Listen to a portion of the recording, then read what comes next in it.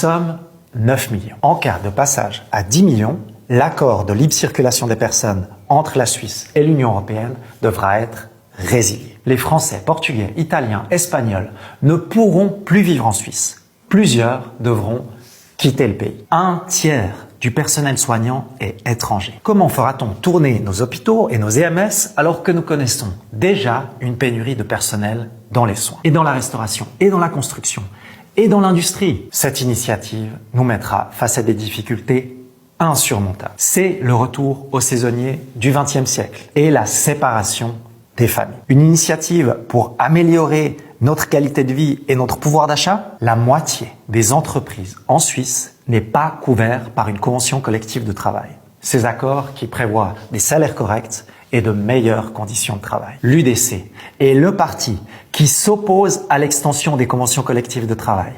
L'UDC a combattu la 13e rente AVS et le plafonnement des primes d'assurance maladie porté par le Parti socialiste. Au Parlement, il combat les protections des locataires contre les hausses de loyer et s'oppose au financement pour les garderies. Si ce parti se souciait de ton pouvoir d'achat, ça se saurait. Une initiative pour la durabilité? Les partisans de ce texte sont les mêmes qui réclament la sortie de l'accord de Paris pour la neutralité carbone. Il est faux de faire peser tout le poids de l'atteinte à l'environnement sur l'immigration. Il y a un lien incontestable entre empreinte carbone et concentration des richesses. Nous nous engageons pour des transports publics forts et abordables et pour la protection de la planète. À l'approche de la